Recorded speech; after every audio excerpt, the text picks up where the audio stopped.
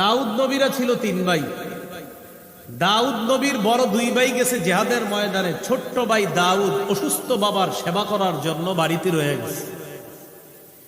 অসুস্থ বাবা দাউদ নবীকে বললেন, বাবা দাউদ, জিহাদের ময়দানে গিয়ে দেখো তো তোমার বড় 2 ভাইয়ের কি খবর। দাউদ নবী জিহাদের ময়দানে আসলেন ভাইদের খবর নেওয়ার জন্য। আসার পর দেখে আল্লাহ বিশ্বাসী যারা, তাদের পক্ষেই জয়ের পাল্লা।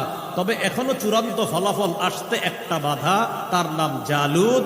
জালুতকে ময়দানে হারাইয়া দিতে পারলেই মুসলমানদের চূড়ান্ত বিজয় ঘোষণা হবে। কিন্তু জালুতের সাথে লড়াই করার জন্য কেউ সাহস করতেছে না। দাউদ নবীর বয়স তখন 16 বছর। কয় বছর? দাউদ নবী গেলেন, আল্লাহ বিশ্বাসী নিজেদের ছাউনিতে গেলেন। ছাউনিতে যাওয়ার পর বাদশাহ তালুতকে বললেন, আচ্ছা ঘটনা কি?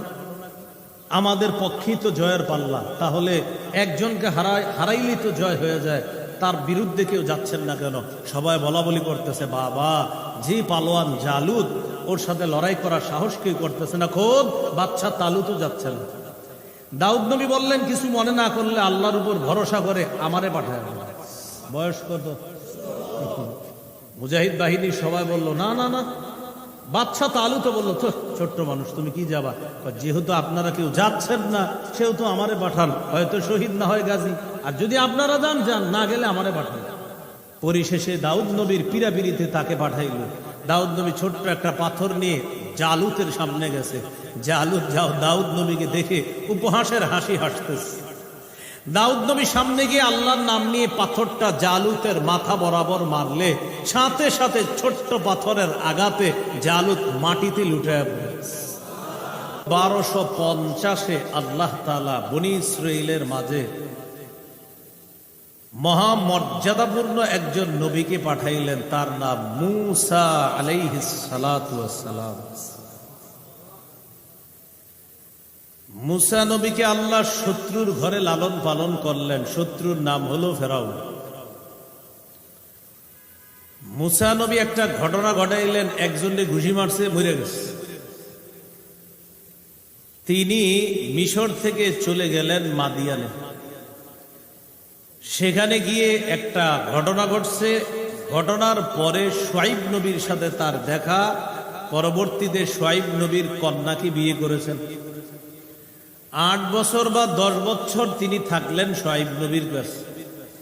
10 বছর পর গর্ভবতী স্ত্রীকে নিয়ে তিনি আবার মিশর রওনা করলেন। পথিমধ্যে আল্লাহ তাআলা অসাধারণ একটি ঘটনা ঘটিয়ে মূসা নবীকে আল্লাহ নবুয়ত দান করলেন।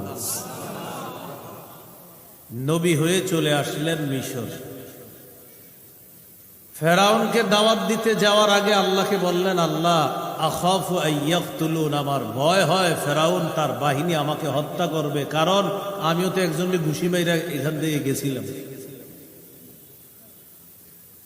সাথে সাথে বললেন, আল্লাহ আমার মুখে জবানে একটু জড়তা আছে, আমার ভাই হারুন হুয়া আফসাহু মিন্নি লিসানা, তার মুখের ভাষা বড় চমৎকার, আমার চেয়ে সুন্দর কথা বলতে পারে, হারুনকে আমার সহযোগী বানায়া দেন। আল্লাহ হারুনকেও নবুয়ত দান করবেন। 2 ভাইকে বললেন, ইযহাবা ইলা ফিরআউন, 2 জনে ফেরাউনের কাছে যান। ফাকুলা লাহু কাওলান লাইয়িনা, নরম ভাষায় দাওয়াত দেন। ফেরাউনকে দাওয়াত দিল। ফেরাউন গ্রহণ করল না। ফেরাউনের সামনে মুজিজা দেখানোর পর ফেরাউন কয়, এগুলা তো জাদু। জাদুর ঘটনাকে কেন্দ্র করে এরকম বিশাল মাঠের মধ্যে একটা জাদুর প্রতিযোগিতা হলো। মূসা নবীরটা তো জাদু না, এটা মুজিজা। 36,000 জাদুকর, কেউ লেখছে 12,000, কেউ লেখছে 36। 36,000 জাদুকরের হাতে, এক হাতে লাঠি আর এক হাতে রশি। লাঠি আর রশি তারা বানাবে সাপ। 36 দুগুণে হয় 72,000। এই 72,000 সাপ মাঠের মধ্যে দৌড়াদৌড়ি করতেছে। মূসা নবীর ভিতরে একটু ভয় ভয় কাজ করতেছিল। আল্লাহ বললেন, লা তাখাফ, আপনি ভয় পাবেন না, ইন্নাকা আনতাল আ'লা, আপনি বিজয় হবেন।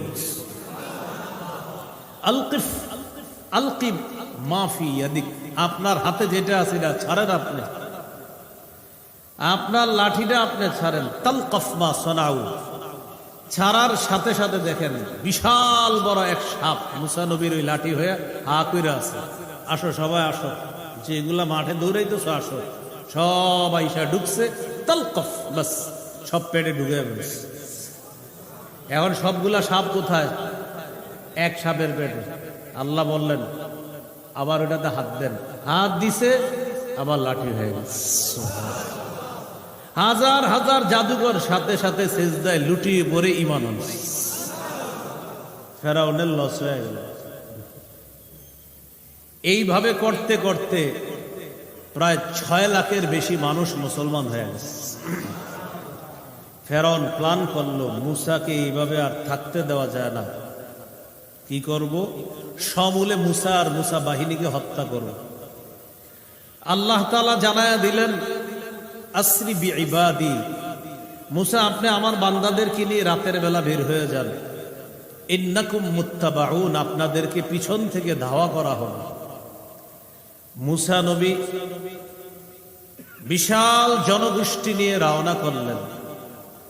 রাতে যাইতে যাইতে সমুদ্রের কাছে গেলেন, আরব সাগরের পাশে গিয়ে দাঁড়ালেন। ইতিমধ্যে ফেরাউন বাহিনী টের পেয়ে পিছন থেকে তারাও রওনা করল। রওনা করতে করতে 2 দল এমন পর্যায়ে পৌঁছল, এক দল আর এক দলকে দেখে। বিষয়টা কেমন? ওই যে দেখা যায়, বলি না আমরা, ওই যে দেখা যায়, এরকম বলি না? এরকম দেখতেছে, মানে মুসা নবীর বাহিনী ফেরাউন বাহিনীকে দেখতেছে। সামনে আরব সাগর, পিছনে শত্রু, মাঝখানে মুসলমানরা। সামনেও বিপদ, পিছনেও বিপদ। মুসা নবীর বাহিনী বললেন ফালাম্মা তারা আল জামআন, 2 দল যখন 2 দলকে দেখতে লাগলো, قال أصحاب موسى إنا لمدركون, মুসা নবীর অনুসারীরা বললেন মুসা আমরা ধরা খেয়ে গেলাম। মুসা নবী বললেন কাল্লা, কখনো না, ইন্না মাইয়া রাব্বী সায়াহদিন, আমার সাথে আমার রব আছেন, তিনি আমাকে রাস্তা দেখাবেন। আল্লাহ তাআলা বললেন আওহাইনা ইলা মুসা আনিদ্রিব বিআসাকাল বাহর, আমি মুসার প্রতি ওহী পাঠাইলাম আপনি লাঠি দিয়ে সমুদ্রে আঘাত করেন। মুসা নবী সমুদ্রে আঘাত করলেন, 12টা শুকনা রাস্তা আল্লাহ তৈরি করে দিলেন। বনি ইসরাইলের 12টা গোত্র শুকনা রাস্তার উপর উঠে রাস্তা পাড়ি দিতে লাগলেন। ইতিমধ্যে ফেরাউন বাহিনী রাস্তার কাছে চলে আসছে। তাফসীরের কিতাবে, তারিখের কিতাবে আসছে ফেরাউন বাহিনী এসে দেখে সামনে একজন স্বাগত জানাইতেছে, আসেন আসেন তাড়াতাড়ি, আর পিছনে একজন বলতেছে হ্যাঁ হ্যাঁ, কেউ যেন বাকি না থাকে। একজন সামনে, একজন পিছনে। তাফসীর এবং তারিখের কিতাব মিলাইলে বোঝা যায় এই 2 জন ছিল আল্লাহর ফেরেশতা। ফেরাউন শুকনা রাস্তার কাছে গিয়ে উদ্ধত আচরণ করল। ফেরাউন তার বাহিনীকে বলতেছে কি বুঝলা, এতদিন মাটির উপর আমার ক্ষমতা চলেছে, জমিনের উপর আমি রব ছিলাম, এখন দেখো নদীর উপরও আমি রব। নদীর উপরেও আমাকে স্বাগত জানানোর জন্য রাস্তা, শুধু স্বাগত, দেখো একজন স্বাগত জানাইতেছে। জি জি আসেন। সবাই রাস্তার উপরে উঠছে। তারা রাস্তার উপরে উঠতেছে, ইতিমধ্যে মুসা নবীর বাহিনীকে আল্লাহ রাস্তা পার করে ওপারে নিয়ে গেলেন। পিছনে একজন আছে, উনি বলতেছে যান যান, একজনও যেন বাকি না থাকেন, সব গিয়ে ওঠেন, রাস্তায় ওঠেন। উঠছে। আল্লাহ তাআলা বলেন وَإِذْ فَرَقْنَا بِكُمُ الْبَحْرَ فَأَنْجَيْنَاكُمْ وَأَغْرَقْنَا آلَ فِرْعَوْنَ وَأَنْتُمْ تَنْظُرُونَ। 1 পারা 7 নম্বর পৃষ্ঠা শুরুতে আছে। স্মরণ করুন ওই সময়কে যখন আমি সমুদ্রকে ভাগ করে 12টা রাস্তা তৈরি করে বনি ইসরাইল তোমাদেরকে আমি মুক্ত করে ওপারে নিয়ে গেলাম, আর তোমাদেরকে বললাম পিছনে ফিরে তাকাও, তোমরা পিছনে ফিরে তাকিয়ে দেখতেছিলা আমি কিভাবে ফেরাউন বাহিনীকে ডুবায়া মারি। বিষয়টা তোমরা তাকায়া তাকায়া দেখতেছিলে। সমুদ্রের মাঝে রাস্তার উপরে যাইতে যাইতে আল্লাহ তাআলা এবার রাস্তাকে হুকুম করলেন, আবার পানি হয়ে যাও। রাস্তা পানি হয়ে গেল, ফেরাউন বাহিনী ডুবে মারা গেল। মিশর থেকে মুসা নবী আর তার বাহিনী তথা বনী ইসরাইল চলে গেল ওপারে। ওই পারে যাওয়ার পর যে এলাকায় উঠল, এলাকাটার নাম সিনাই উপত্যকা। বলেন কি নাম? সিনাই। ওয়াত্তিনি ওয়াজ্জাইতুন ওয়া তুরি সিনিনা। এই সিনিন সিনাই, সুবহানাল্লাহ। সেখানে গেলেন। সেখানে যাওয়ার পর মুসা আলাইহিস সালাতু ওয়াস সালাম বনী ইসরাইলকে বললেন, এই শোনো, একটা কাজ করি, চলো। কি কাজ? আমাদের কাছ থেকে বাইতুল মুকাদ্দাস বেশি দূরে না, একদম কাছেই বাইতুল মুকাদ্দাস। বাইতুল মুকাদ্দাসটা মূর্তি পূজারীদের দখলে, চলো জিহাদের মাধ্যমে আল্লাহর ঘরটা তাদের কাছ থেকে আমরা উদ্ধার করি। বনী ইসরাইল রাজি হয়েছে। রাজি হওয়ার পর মুসা নবী তাদেরকে নিয়ে চলে গেলেন। চলে যাওয়ার পর মূল শহরে প্রবেশ করার আগে প্রাচীর আছে, দেয়াল আছে। দেয়ালের কাছে মুসা নবী আর তার বাহিনী গিয়ে উপস্থিত। দেয়াল টপকাইলেই আল কুদস শহরে প্রবেশ করবে, ফিলিস্তিন প্রবেশ করবে। মুসা নবী দেয়ালের কাছে গিয়ে বললেন, ইয়া কওমি দুখুলুল আরদাল মুকাদ্দাসাতাল্লাতী কাতাবাল্লাহু লাকুম। সূরা মাইদা ২৭ নম্বর আয়াত। হে আমার সম্প্রদায়, তোমরা প্রবেশ করো এমন এলাকায় যে এলাকাটা পবিত্র, আল্লাহ তোমাদের জন্য এটা লিপিবদ্ধ করে দিয়েছেন, প্রবেশ করো। ওয়ালা তারতাদ্দু আলা আদবারিকুম। আল্লাহ তোমাদের জন্য এলাকাটা নির্ধারণ করে দিয়েছেন, তোমরা পিছনে ফিরে যেও না। ফাতানকালিবু খাসিরিন, তাহলে ক্ষতিগ্রস্ত হয়ে যাবে। বনী ইসরাইল জবাব দিল, ক্বালু ইয়া মূসা ইন্না ফীহা কওমান জাব্বারিন। মূসা, আমরা যাব না। একটু আগে না বলছে যাবে, এখন বলতেছে আমরা যাব না। কেন? বাইতুল মুকাদ্দাস দখল করে আছে এক প্রতাপশালী জাতি, আমরা তাদের কাছে যাব না, তারা থাকা পর্যন্ত সেখানে প্রবেশ করব না। ইন্না লান নাদখুলাহা হাত্তা ইয়াখরুজু মিনহা। এই প্রতাপশালী জাতি সেখান থেকে বের না হওয়া পর্যন্ত আমরা প্রবেশ করব না। ফাইয়াখরুজু মিনহা ফাইন্না দাখিলুন। তারা যদি বের হয় তাহলে আমরা বাইতুল মুকাদ্দাস এলাকায় প্রবেশ করি। মুসা নবী অনেক বুঝাইতেছে, বুঝ মানে না। সর্বশেষ তারা যা বলল শুনলে আপনাদের দেখেন মেজাজও খারাপ হইতে পারে। কি বলে দেবে? قالوا يا موسى إنا لن ندخلها। মুসা, আমরা সেখানে যাব না, মা দামু ফিহা। যতক্ষণ প্রতাপশালী জাতি সেখানে আছে সেখানে আমরা যাব না। ফাযহাব আনতা ওয়া রাব্বুকা। মুসা, তোমার যদি এতই মন চায় তুমি আর তোমার রব যাও। ফাকাতিলা, তোমরা দুইজনে লড়াই করো। ইন্না হাহুনা কাঈদুন, আমরা এখানে বসে আছি, তুমি আর তোমার রব গিয়ে লড়াই করে তাদেরকে হারিয়ে দেওয়ার পর আমাদেরকে বলবা, তারপর আমরা যাব। এটা কারা জবাব দিল? বনী ইসরাইল। প্রিয় ভাইরা, আপনারা কি আমার কথা বুঝতেছেন সবাই? মুসা আলাইহিস সালাতু ওয়াস সালাম তাদেরকে বুঝাইলেন, তারা যায় না। আল্লাহ তাদের উপরে রাগ করে গজব স্বরূপ, আযাব স্বরূপ তাদেরকে ওই এলাকায় উদ্ভ্রান্তের মতো ঘুরাইতে লাগলেন। সেই এলাকার নাম তিহ। বলেন কি নাম? তয় দীর্ঘিকার হ, তিহ, তয় দীর্ঘিকার হ। কি নাম? তিহ। এই তিহ নামক এলাকায় তাদেরকে ঘুরাইতে লাগলেন। এরা ঘুরতে ঘুরতে বাইরে যাইতেছে, গিয়ে দেখে আবার ওখানে আছে। মনে করে এই মাঠে আপনারা বারবার বের হইতে চান, বাইরে গিয়ে দেখেন মাঠে আছে। মানে ঘুরতে ঘুরতে যাইতেছেন, বাস আলহামদুলিল্লাহ মাঠের বাইরে এসে পড়ছি। পরে একটু করে তাকায় দেখেন, না আমি তো আগের জায়গায়। আল্লাহ এদেরকে এইভাবে ঘুরাইতে লাগলেন। সেখানেই মুসা নবীর ইন্তেকাল হয়। মুসা নবী ইন্তেকাল করার পর মুসা নবীর খাদেমকে আল্লাহ নবী বানায় দিয়েছে। সুবহানাল্লাহ। নাম ইউশা। কি নাম? ইউশা।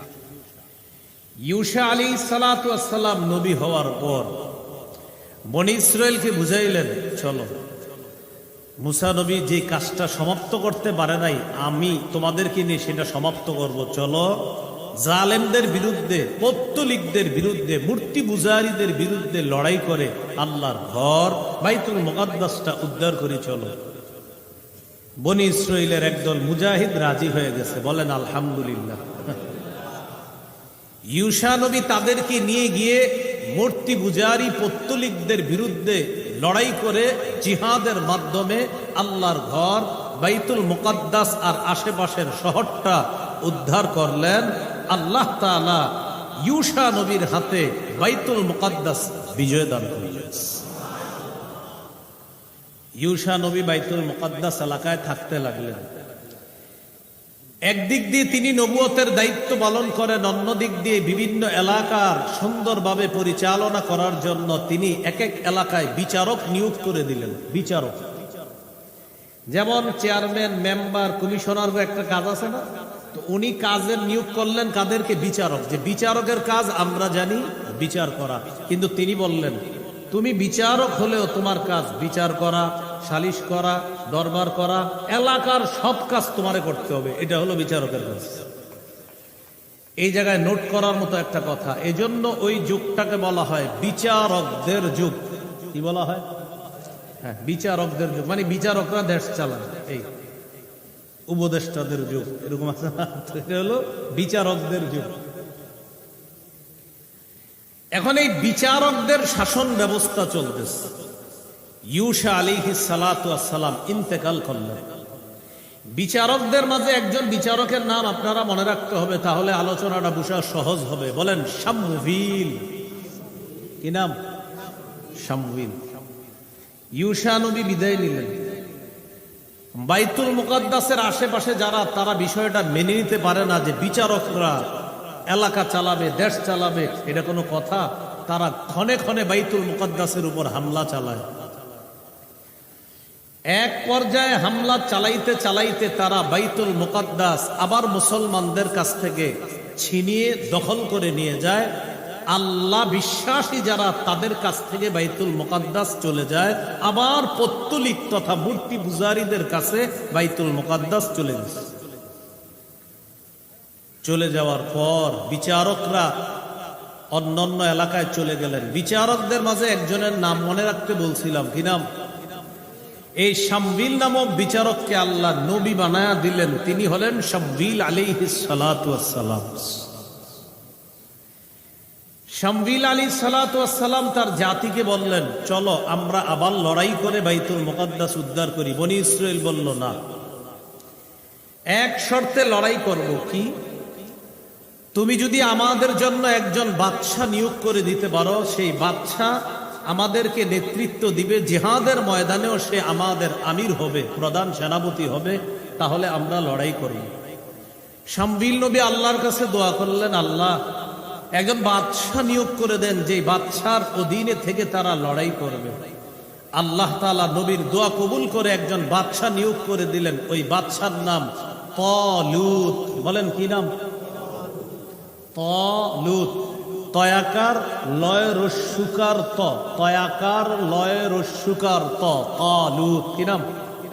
ত আলিফ লাম ওয়াও তা, তালুত। তালুতকে বাদশা নিয়োগ করার পর বনি ইসরাইলকে শামউইল নবী বললেন, আল্লাহ তাআলা তোমাদের জন্য এই তালুতকে বাদশা বানিয়েছে। বনি ইসরাইল বলল, তালুত আবার কে? তোমরা না বললা একজন বাদশা বানাইতে? তালুত সে বাদশা। বাদশা বানাইতে বলছি বললে তালুত বা যারে মন চায় তারে বানাইলে হবে না কেন? আন্না ইয়াকুনু লাহুল মুলকু আলাইনা, সে আমাদের উপর কিভাবে রাজত্ব করবে? ওয়ানাহনু আহাক্কু বিল মুলকি মিনহু ওয়া লাম ইউতা সাআতাম মিনাল মাল, আমরা রাজত্বের বেশি হকদার। রাজা বাদশা বানাইলে আমাদের কাউরে বানাইতো, কারে না কারে বাদশা বানায় দিলে হবে নাকি? আর তার তো এত টাকা পয়সাও নাই যে সে বাদশা হবে। এখান থেকে বোঝা যায় ওই যুগের মানুষের মাথায় এটা ছিল, যে নেতা হইতে গেলে টাকা লাগে, যা বর্তমান যুগেরও গোবর মার্কা কিছু মস্তিষ্কের মানুষের এটা চিন্তাধারা। শামবিল নবী বললেন, তালুতের যদিও টাকা পয়সা নাই, তবে দুইটা যোগ্যতা আছে। ইন্নাল্লাহ আস্তাফাহু আলাইকুম, আল্লাহ তালুতকে তোমাদের উপর নির্বাচন করেছেন। ওয়াজাদাহু বাসতাতান ফিল ইলম ওয়াল জিসম, আল্লাহ তাকে দুইটা জিনিস প্রচুর দান করেছেন। একটা হলো এলেম, প্রচুর বিদ্যা দান করেছেন। বোঝা যায় নেতৃত্বের বড় একটা যোগ্যতার নাম হলো বিদ্যা থাকা। আর কোরআন হাদিসের বিদ্যা মুসলমানদের মধ্যে থাকলে ওই মুসলমান নেতা যার সিনায় কোরআন হাদিস থাকবে, সে অন্তত রডের পরিবর্তে বাঁশ দিবে না। এটা শিওর। রডের জায়গায় কি দিবে? রডই দিবে, কি দিবে না। এটা এমনি বললাম আর কি। এক নাম্বার, তাকে আল্লাহ প্রচুর বিদ্যা দান করছে। দুই নাম্বার, ওয়াল জিসমি, তার দৈহিক শক্তিও প্রচুর। জিহাদের ময়দানে কি দরকার? শক্তি, তার শক্তি আছে। অতএব তোমরা তাকে মেনে নাও। তখন তারা বলতেছে, আচ্ছা ঠিক আছে বুঝলাম, সে যে আমাদের বাদশা, কোনো প্রমাণ আসেনি? হ্যাঁ। কি প্রমাণ? একটু আমার সাথে আগে বলেন। বলেন তাবুত। বাদশার নাম তালুত। আর এখন নতুন একটা শব্দ শিখাইতেছি, তাবুত। বলেন তো কি? লয়ের সুগারের জায়গায় বয়ের সুগার দেন। বাদশার নাম তালুত, আর একটা বাক্স, এটার নাম তাবুত। তাহলে বাদশার নাম তালুত আর বাক্সের নাম তাবুত। বনী ইসরাইলের একটা বাক্স ছিল, ওই বাক্সটার নাম হলো তাবুত। এই বাক্সের ভিতরে আল্লাহ প্রদত্ত অনেক নিয়ামত ছিল। মুসা আর হারুন নবীর স্মৃতি বিজড়িত অনেক কিছু ছিল এই বাক্সের মধ্যে। বনী ইসরাইল জিহাদের ময়দানে এই বাক্সটা সামনে রাখলে এটার কারণে তারা অনেক বরকত লাভ করতে বলে তাদের একটা বিশ্বাস ছিল। মনে আসেনি বিচারকদের যুগের সময় বাইতুল মুকাদ্দাস হামলা চালায়া বিচারকদের কাছ থেকে মূর্তি পূজারীরা বাইতুল মুকাদ্দাস যখন ছিনিয়ে নেয়, তখন বনী ইসরাইলের ওই বরকতি বাক্সটাও ছিনিয়ে নিয়েছে একটা সম্প্রদায়, তাদের নাম আসদুদি সম্প্রদায়। যাই হোক, একটা সম্প্রদায় আছে। হ্যাঁ, এই যে বাক্সটা ছিনিয়ে নিছে, এটার নাম কি? তাবুত। এখন তালুত যে বাদশা, শামবিল নবীকে বললেন, তালুত যে আমাদের বাদশা, এটার প্রমাণ কি? তখন শামবিল নবী বললেন, তোমাদের হারিয়ে যাওয়া বাক্সটা আল্লাহ তাআলা ফেরেশতাদের মাধ্যমে আবার তোমাদের কাছে ফিরিয়ে দিবেন। এটা আল্লাহ কোরআনে বলছে, 2 পারা 20 নম্বর পৃষ্ঠা শুরুতে আছে। ইন্না আয়াতা মুলকিহি আইয়াতিয়াকুমুত তাবুত। তালুত যে আল্লাহর বাদশা, এটার প্রমাণ হলো তোমাদের কাছে তোমাদের হারিয়ে যাওয়া বাক্স তথা তাবুতটা ফিরে আসবে। তাহলে দুইটা জিনিস পাইলাম, বাদশার নাম তালুত, বাক্সের নাম তাবুত। বয়রস্বীকার আর লয়রস্বীকার। লয়রস্বীকার হইলে বাদশা আর বয়রস্বীকার হইলে বাক্স। মনে থাকবে নি? আচ্ছা, এবার তালুত লড়াই করতে যাবেন, বাইতুল মুকাদ্দাস উদ্ধার করবে। যার কাছ থেকে উদ্ধার করবে তার নামও জালুত। তার নাম কি? তাহলে তালুত, তাবুত, জালুত। তালুত বাদশার নাম, বাক্সের নাম তাবুত, আর জালেমের নাম হলো জালুত। কি নাম? মনে থাকবে নি? আচ্ছা, তালুত, তাবুত, জালুত। বাদশা তালুত লড়াই করার জন্য রওনা করলেন। বিশাল বড় মুজাহিদ বাহিনী নিয়ে রওনা করলেন। রওনা করার সময় বাদশাহ তালুত মুজাহিদদেরকে বললেন, আচ্ছা জিহাদের ময়দানে গিয়ে তোমরা আমার কথা মানবা তো? সবাই বলে মানবো। একটা পরীক্ষা হয়ে যায়। কি পরীক্ষা? যাওয়ার সময় একটা নদী পড়বে, এই নদীর পানি কেউ পান করবা না। যারা পান করবা তারা মুজাহিদ বাহিনী থেকে ছিটকে পড়বা। এই কথা বলার পর সবাই রওনা করলো। রওনা করার সময় তালুত বাহিনীর যে মুজাহিদ বাহিনী ছিল, বেশিরভাগ ফাশারিবু মিনহু, বেশিরভাগ পানি পান করে ফেললো ডকডক করে। ইল্লা কালিলাম মিনহুম, কিছু মানুষ পানি পান করে নাই। তাহলে বিশাল বড় বাহিনী থেকে বিশাল অংশ ছিটকে গেল, সামান্য একটা মুজাহিদের বাহিনী টিকে গেল। এখন বোঝা গেল, প্রথমে ছিল বড় বাহিনী, এখন ছোট্ট একটা বাহিনী নিয়ে বাদশা তালুত জালেম জালুতের বিরুদ্ধে লড়াই করবে, যে বাহিনীটা নিয়ে, বাহিনীটা একদম ছোট্ট। গেলেন জালুতের সাথে লড়াই করতে। কোন কোন তাফসীরকারও লেখছেন তালুতের মুজাহিদ বাহিনীর সংখ্যা ছিল 313। সুবহানাল্লাহ। কত? বদরে কত? তালুত গেলেন, ফালাম্মা জাওয়াজাহু হুয়া ওয়াল্লাযীনা আমানু মা'আহ,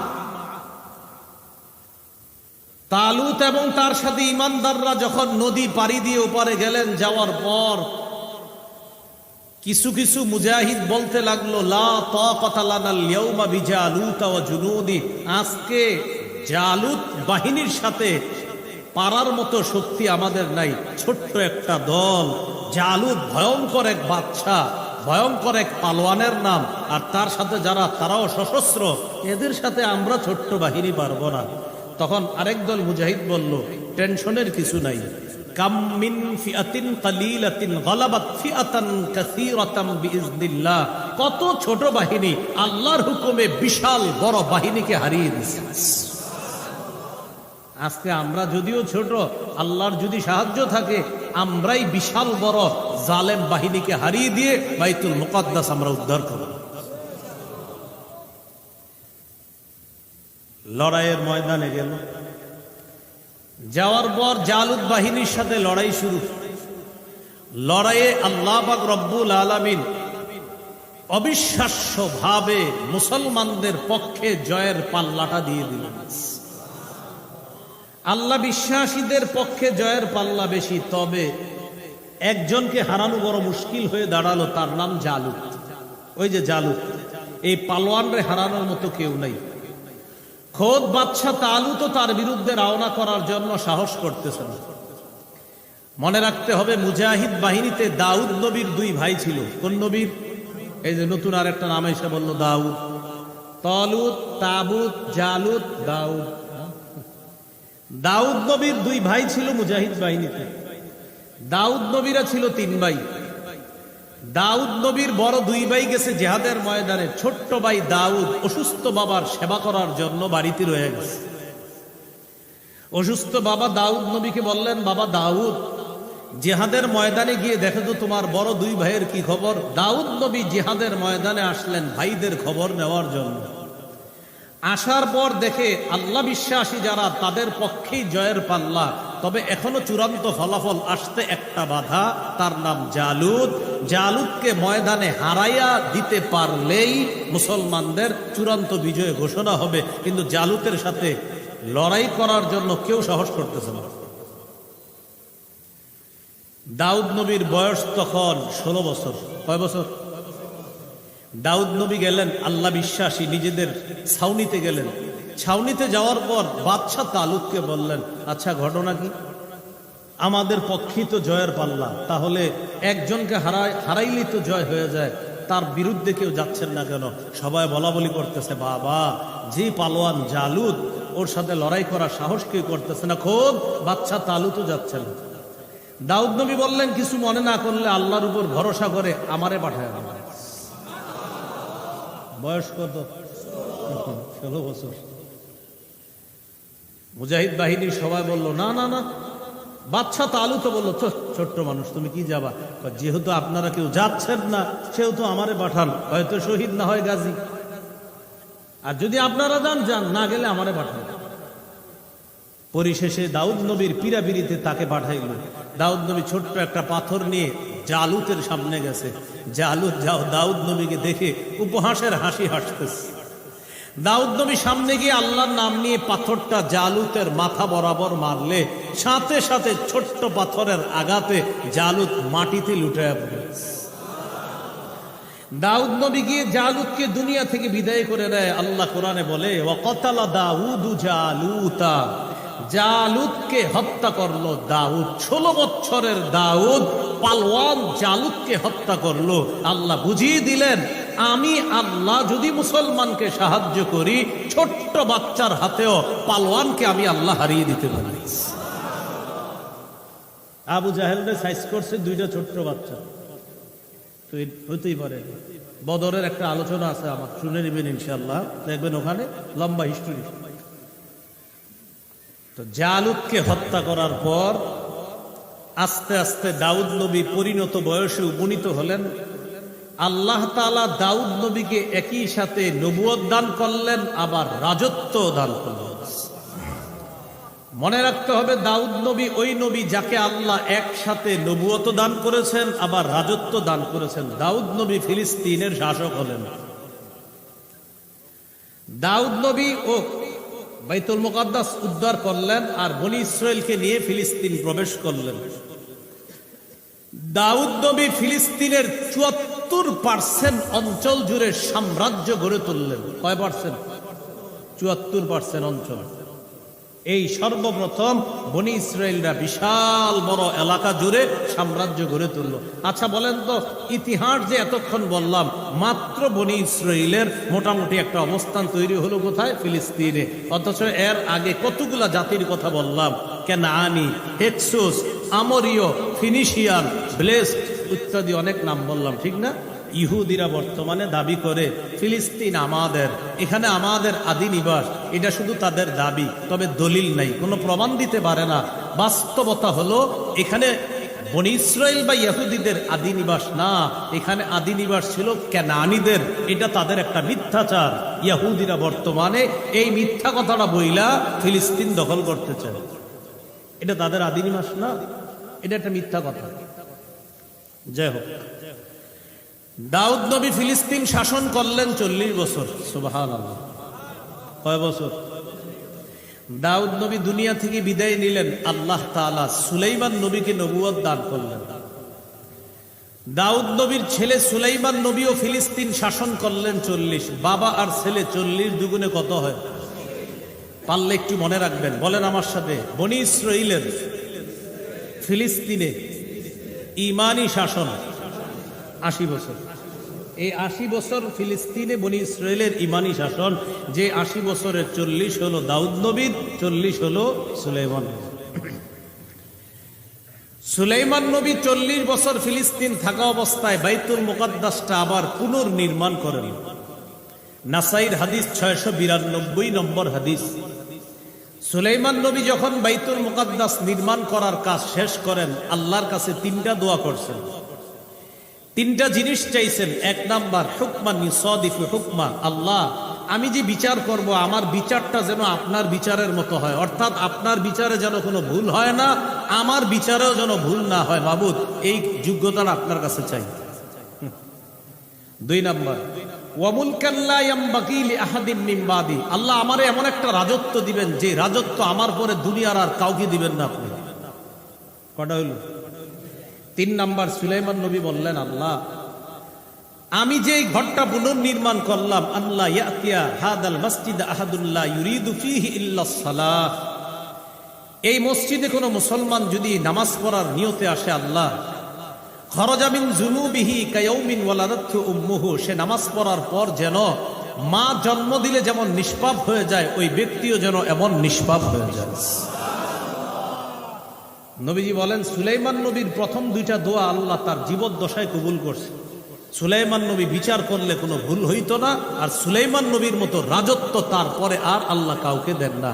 বাতাসের কথা বুঝতেন, পিঁপড়ার কথা বুঝতেন, জিনের কথা সবকিছু বুঝতেন।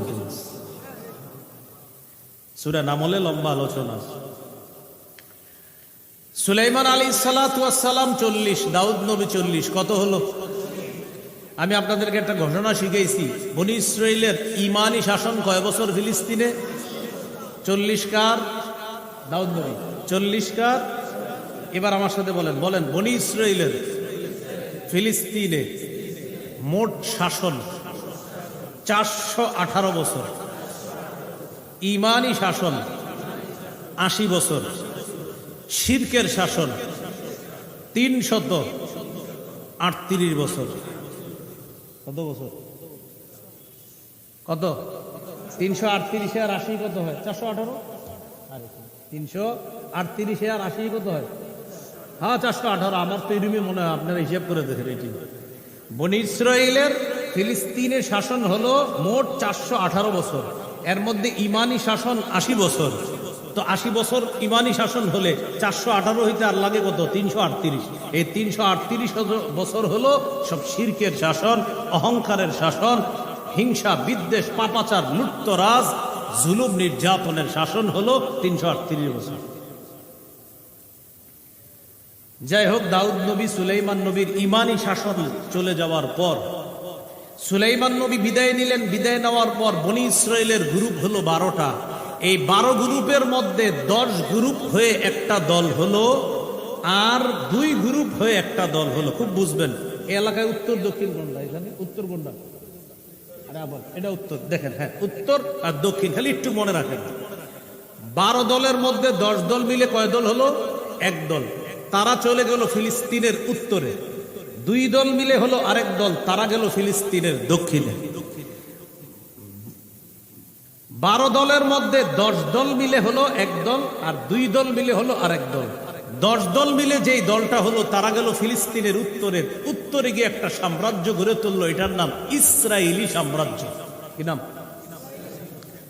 দক্ষিণে যেই 2 দল মিলে একটা দল হলো, তারা যে ফিলিস্তিনের দক্ষিণাঞ্চল শাসন করতে শুরু করলো, তাদের সাম্রাজ্যের নাম ইয়াহুজা সাম্রাজ্য। কি নাম? তাহলে উত্তর ইসরায়েলি, দক্ষিণ ইয়াহুজা। 10 দল মিলে একটা দল, তারা গেল উত্তরে। 2 দল মিলে এক দল, তারা গেল দক্ষিণে। 10 দল মিলে যেই দল উত্তরে, তারা সাম্রাজ্য গড়ে তুললো, নাম ইসরায়েলি সাম্রাজ্য। দক্ষিণে যারা সাম্রাজ্য গড়ে তুললো, এটার নাম ইয়াহুজা সাম্রাজ্য। চলতে লাগলো শাসন। ইসরায়েলি সাম্রাজ্য তারা প্রায় 200 বছরের বেশি ফিলিস্তিন শাসন করলো। কয় বছর? 200 বছর।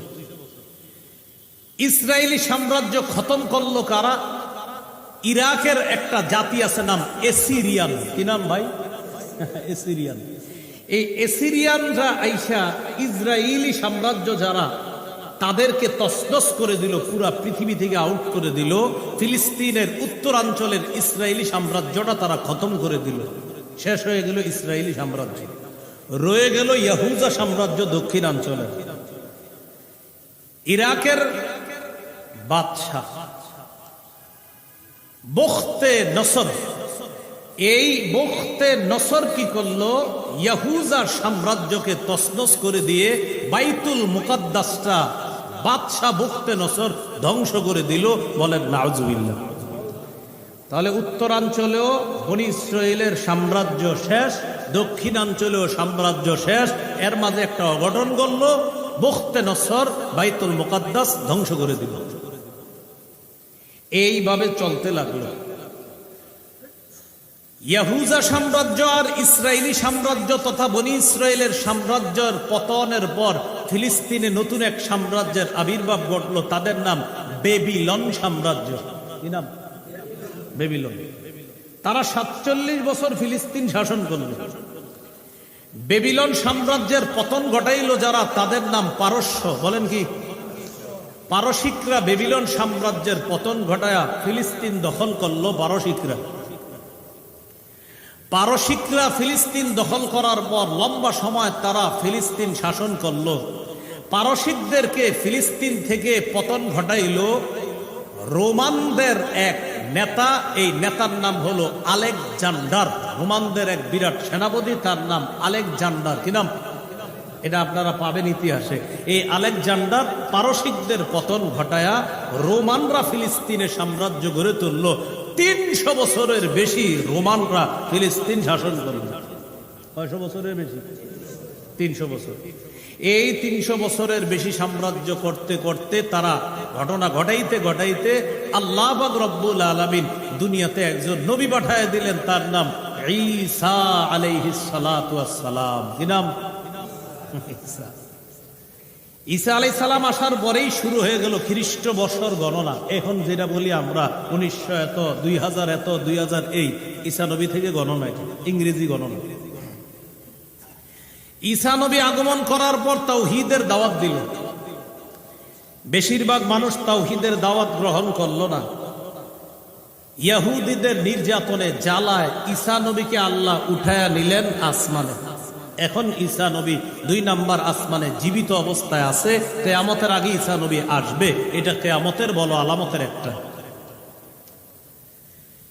ঈসা নবী চলে গেলেন, রোমানরা ফিলিস্তিন শাসন করে। এইভাবে চলতে চলতে ঈসা নবী বিদায় নেওয়ার পর কিছুকাল পর রোমানদের মধ্যে বিশাল একটা জাতি খ্রিস্টান হয়ে যায়। তবে খ্রিস্টান হওয়ার পর ঈসা নবী যে সত্য ধর্ম দুনিয়াতে রেখে গিয়েছিলেন, এই ধর্মটা তারা বিকৃত করে ফেলে পৌত্তলিক ধর্ম এটার মধ্যে ঢুকায় দেয়। তাদের অনেকের বিশ্বাস তৈরি হলো ঈসা নবীকে হত্যা করা হয়েছে শূলিবিদ্ধ করে। পড়ি নাউজুবিল্লাহ। আর আমাদের বিশ্বাস ঈসা নবী কোথায়? জীবিত, আসমানে আছে। আর তাদের বিশ্বাস ঈসা নবীকে হত্যা করা হয়েছে। আরেক দলের বিশ্বাস ঈসা নবীর যেহেতু বাবা নাই, সুতরাং ঈসা নবীর বাবা আল্লাহ। নাউজুবিল্লাহ বলেন। এটা আরেক দলের বিশ্বাস। আরেক দলের বিশ্বাস হলো ঈসা নবী তিন খোদার এক খোদা।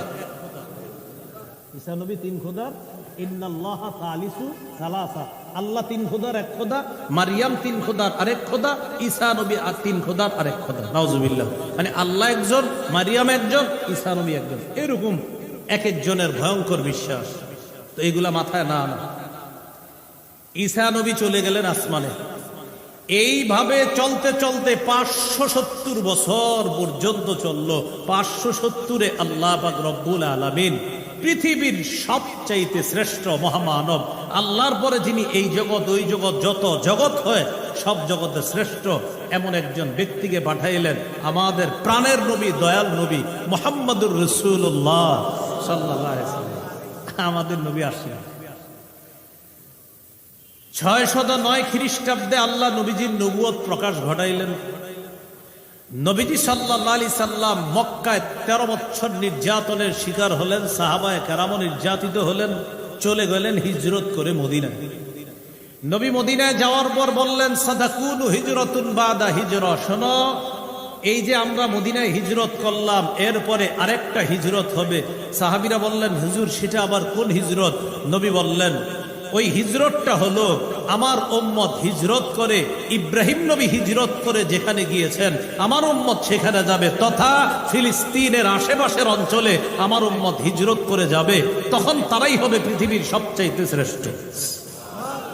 নবী বলছেন তারা হবে পৃথিবীর সবচেয়ে শ্রেষ্ঠ, যারা হিজরত করে সে সিরিয়া যাবে, ফিলিস্তিনের আশেপাশে যাবে। তৈয়ার হন, প্রস্তুত হন। রাসূলুল্লাহ সাল্লাল্লাহু আলাইহি সাল্লাম ফিলিস্তিন নিয়ে খুব ভাবতেন। ইতিমধ্যে রোমান আর পারস্যদের একটা লড়াই হলো। ওই লড়াইয়ের মধ্যে মুসলমানরা চাইতো রোমানদের যেন বিজয় হয়। এটা মুসলমানরা চাইতো, কারণ রোমানরা যদিও মুসলমানরা, যারা শিক্ষা দীক্ষায় আগায়া ছিল, পারসিকরা শিক্ষা দীক্ষা ছিল না, শুধু অন্ধবিশ্বাস ছিল। তাই মুসলমানরা রোমানদের পক্ষ অবলম্বন করেছিল যে তারা বিজয় হোক। ঘটনাচক্রে রোমানরা হেরে গেছে। হেরে যাওয়ার পর মুসলমানরা কষ্ট পাইছে। আল্লাহ সান্ত্বনা দিলেন, গলিবাতির রোম, রোমানরা বিজয় হয়েছে। ফি আদনাল আরদি ওয়া হুম মিন বাদি গালাবিহিম সায়াগলিবুন। অচিরেই রোমানরা আবার বিজয় অর্জন করবে। কিছুকাল তখন পাদ্রীরা কি করলো? পাদ্রীরা শান্তি প্রস্তাব মেনে নিল। সালাউদ্দিন আইয়ুবী বললেন, না এখন আর আমি মানি না, তোমরা 92 বছর মুসলমানদের সাথে যে আচরণ করছো আমিও সেটা করবো। 92 বুঝছেন নি? 492 থেকে 583 কত হয়? আরে 492 583 কত? 92। মানে সব এমনি তাকাই দিচ্ছে আপনারা। আমি অঙ্কে কাঁচা, এরপরে তো সঠিক মনে হয় আমার। 92 হয় না? তো এই তো ওই 92 83 পর্যন্ত তো বললেন, তুমি যা আচরণ করছো আমিও তোমার সাথে সেটাই করবো। তখন খ্রিস্টানরা কি বললো জানেন? তুমি যদি আমাদের উপর আক্রমণ চালাও, আমরা আমাদের স্ত্রীদেরকে হত্যা করব। চিন্তা করো, আমরা আমাদের শিশুদেরকে হত্যা করব। কারণ খ্রিস্টানরা জানে যে মুসলমানদের নবী মুসলমানদেরকে শিক্ষা দিছে যে যুদ্ধক্ষেত্রেও শিশু আর নারীদেরকে যেন তোমরা সেভ রাখো। তখন খ্রিস্টানরা টোপ মারলো যে মুসলমানরা একটা জায়গায় দুর্বল, সেটা কি? শিশু আর নারীদেরকে যদি সামনে নেওয়া যায় ওরা আমাদের উপর আক্রমণ চালাবে না। হুমকি দিল, আমাদের উপর হামলা চালাইলে আমরা আমাদের স্ত্রীদেরকে হত্যা করব, শিশুদেরকে হত্যা করব, আর 5000 মুসলমান আছে আমাদের এলাকায়, ওদেরকে জবাই করবো। সালাউদ্দিন আইয়ুবী রাহমাতুল্লাহ আলাইহি চিন্তা করলেন, শিশু নারীদেরকে হত্যা করবে, বিষয়টা তো খারাপ। তখন তিনি শান্তি প্রস্তাব মেনে নিলেন। সুবহানাল্লাহ বলেন। কারণ মুসলমানরা যে আপনার নারী শিশুদের প্রতি কতটা দয়া শিখাইছে আল্লাহ রসুল, এটা যেন সারা পৃথিবী বুঝে। আজকে নারীবাদীরা স্লোগান দেয় যে কি মুসলমানরা তাদেরকে নাকি ঠকাইছে, ওরা যদি বুঝতো ওদেরকে কি পরিমাণ সম্মান দিছে তাহলে এইভাবে রাস্তাঘাটে আইসা অবুঝের মতো এই আন্দোলন করতো না। সালাউদ্দিন আইয়ুবী রহমতুল্লাহ আলাই ফিলিস্তিন দখল করলেন।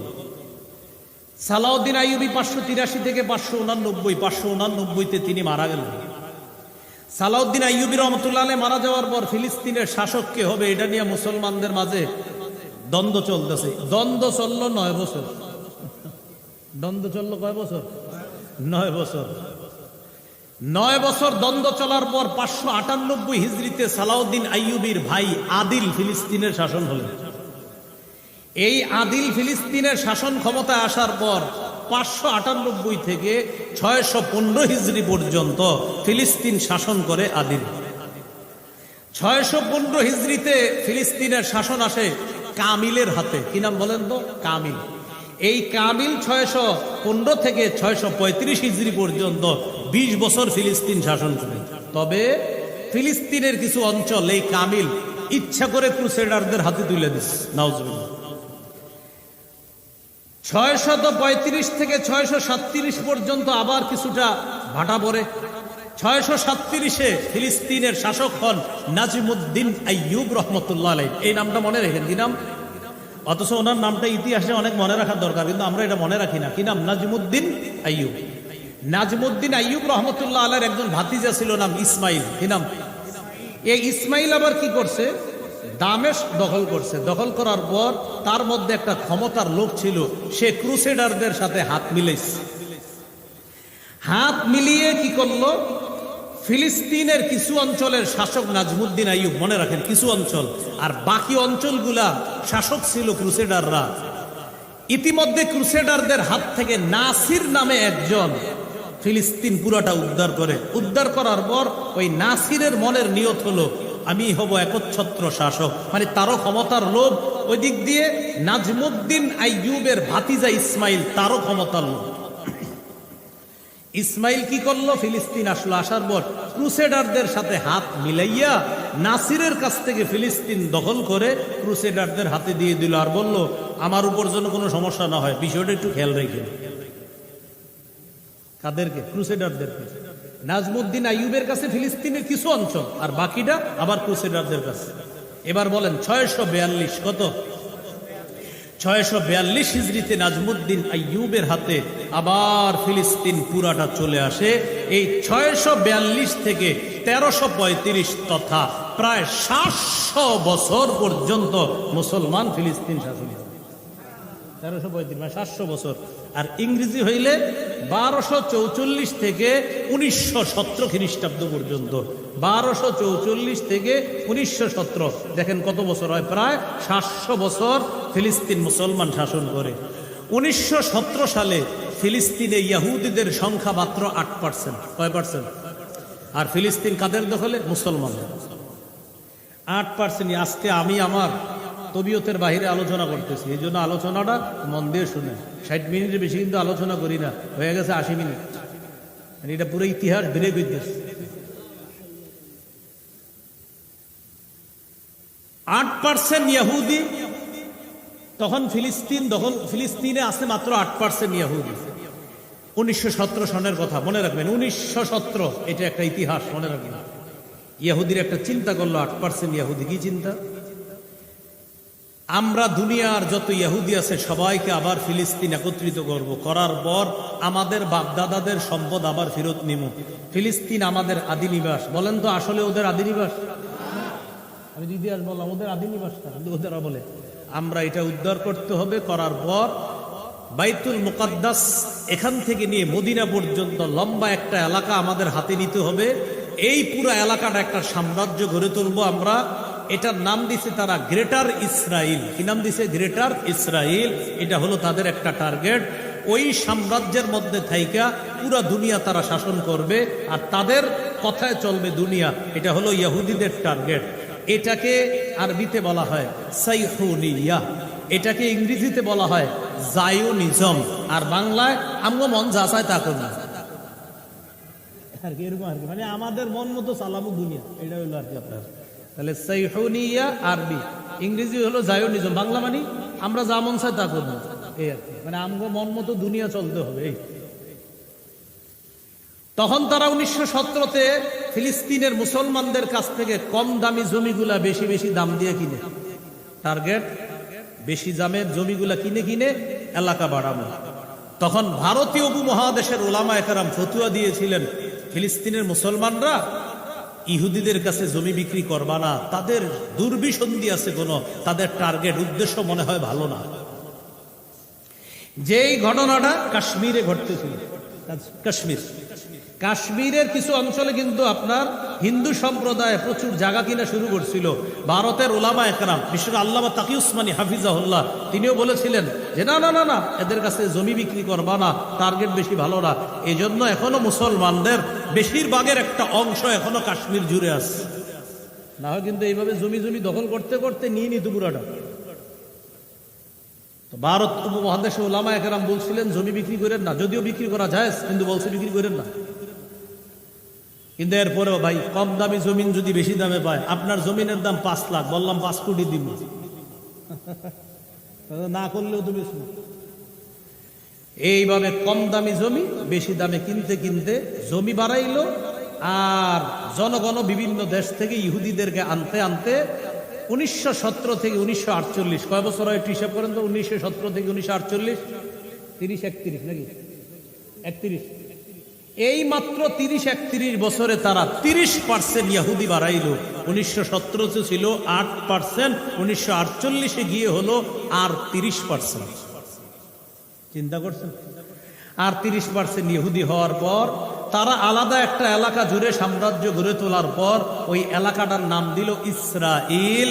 সেটা বলল তারা নাম দেওয়ার পর এটাই একটা রাষ্ট্র। দালাল কিছু দেশের সহযোগিতা, এর মধ্যে অন্যতম ব্রিটেন, এদের সহযোগিতায় তারা একটা রাষ্ট্রের ঘোষণা দিল, সেই রাষ্ট্রের নাম ইসরাইল। কি নাম? ইসরাইল। সেটা হলো এই ইসরাইল। এদিক দিয়ে পাকিস্তান স্বাধীনতা লাভ করলো, এদিক দিয়ে ইসরায়েলের স্বাধীনতা। পাকিস্তানের মোহাম্মদ আলী জিন্নাহ মৃত্যুর আগে তার বোন লেখছে তার সম্পর্কে, যে ভাইজান বলছিল মৃত্যুর আগে 3টা কথা, মুহাজির, ফিলিস্তিন, কাশ্মীর। মুহাজির, ফিলিস্তিন, কাশ্মীর, এটা বলছিল। বইলা লা ইলাহা ইল্লাল্লাহ পড়তে পড়তে ভাই ইন্তেকাল করছে। এখান থেকে বোঝা যায় আগের মুসলিম শাসকরা ফিলিস্তিন নিয়ে ভাবতো, কাশ্মীর নিয়ে ভাবতো। বর্তমান মুসলিম শাসকরা মুনাফিক রূপী একটা মুখোশ পরে বসে আছে, তখন তারা ভাবতো এটা নিয়ে। তো ফিলিস্তিন একটা অংশ মানে জোর করে নিয়ে গেলে বানাইলো ইসরায়েল, এখন এই ইসরায়েল রাষ্ট্র হইল। এরপর আগে কিছু কি করছে, আপনার জায়গা কিনছে, এখন কি করে দখল, এখন দখল।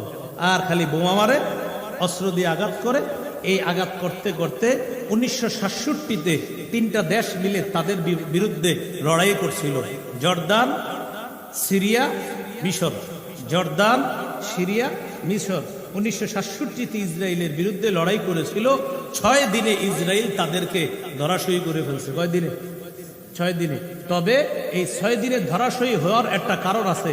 আমাদের পার্শ্ববর্তী একটা রাষ্ট্র মুনাফিকি মার্কা আচরণ করেছিল, ওই মুনাফিকের কারণে তখন ওই 3টা রাষ্ট্র ইসরায়েলের কাছে ধরাশয়ী হয়েছে। মুনাফিক সাহেবরা কোথায়? আমাদের আশেপাশে। ওদের একটা মুনাফিকি ছিল, এই মুনাফিকি গাদ্দারির কারণে তখন আপনার এই ঘটনাটা ঘটছে। তবে তাদের একটা স্লোগান ছিল, 3 দেশের। স্লোগানটা তত সুন্দর স্লোগান না, স্লোগান ছিল আল ইজ্জাতু লিল আরব, সম্মান আরবের। এই স্লোগানটা হলো জাতীয়তাবাদের স্লোগান। জাতীয়তাবাদের স্লোগান ইসলাম সমর্থন করে না। পরবর্তীতে ফিলিস্তিনের পক্ষে মুজাহিদরা লড়াই করতে লাগলো। মুজাহিদের স্লোগান আল ইজ্জু লিল্লাহ, সম্মান আল্লাহর। এটাই হলো প্রকৃত স্লোগান। মুসলমানের স্লোগান সম্মান আল্লাহর, মুসলমানের স্লোগান রাষ্ট্র আল্লাহর, সম্মান আল্লাহর। ইদানিং কালে আমাদের দেশে নতুন একটা স্লোগান আছে। আগে বলতো রাষ্ট্র যার যার, ধর্ম যার যার, উৎসব সবার। তো এটা বেশি দিন টিকে নাই। এখন নতুন একটা স্লোগান, ধর্ম যার যার, রাষ্ট্র সবার। এটা নতুন স্লোগান না, এটা সঠিক স্লোগান না। বলেন আমার সাথে, রাষ্ট্র বলেন, বলেন রাষ্ট্র আল্লাহর, মনোনীত ধর্ম আল্লাহ। বলেন, মনোনীত ধর্ম কার? রাষ্ট্র কার? হ্যাঁ, রাষ্ট্র আল্লাহ। রাষ্ট্র সবার মানে রাষ্ট্র আল্লাহ। এটা নতুন একটা ওষুধ, কিন্তু খায়েন না এটা, যে রাষ্ট্র যার ধর্ম যার যার, রাষ্ট্র সবার না। এটা নতুন ডোপ। মুসলমান বলে ইসলাম আল্লাহর, রাষ্ট্র আল্লাহ। মনে থাকবেন ইনশাআল্লাহ। এইভাবে তারা, তাদের টার্গেট হলো ফিলিস্তিন থেকে মদিনা পর্যন্ত বড় সাম্রাজ্য বানাবে। এই সাম্রাজ্য বিস্তৃত অঞ্চল থেকে তারা ফিলিস্তিনের সারা পৃথিবীকে তারা শাসন করবে। এটা তাদের টার্গেট। আমাদের করণীয় কি? আমাদের 4টা করণীয়। বলি কয়টা? 1 নাম্বার, ফিলিস্তিনের পক্ষে জিহাদ করা। যেহেতু প্রাচীরের বাধা আছে, এই বাধার কারণে যেতে পারছি না। 2 নাম্বার, ইআদাদ, প্রস্তুতি নেওয়া, জিহাদের প্রস্তুতি। এটা নিতে হবে, প্রস্তুতি, যে আল্লাহ কখনো সুযোগ দিলে আমি যাবো ইনশাআল্লাহ, এরকম। 3 নাম্বার, ফিলিস্তিনের জন্য সাহায্য পাঠানো। মাশাআল্লাহ, আমাদের দেশের মানুষ পাঠাইতেছে, তবে সঠিক সোর্সে পাঠাইতে হবে। 4 নাম্বার, ফিলিস্তিনের বিরুদ্ধে ইসরায়েলিরা যে মাধ্যমে টাকাগুলা কামাই করে, ওই মাধ্যমগুলো বয়কট করা। এই 4টা কাজ আপাতত আমাদের। 1, জিহাদ করা। 2, প্রস্তুতি নেওয়া। 3 নাম্বার, সাহায্য পাঠানো। এটা আমাদের জন্য সহজ। এখন 3 আর 4টা আমরা করতে হবে এখন আপাতত। 3 আর 4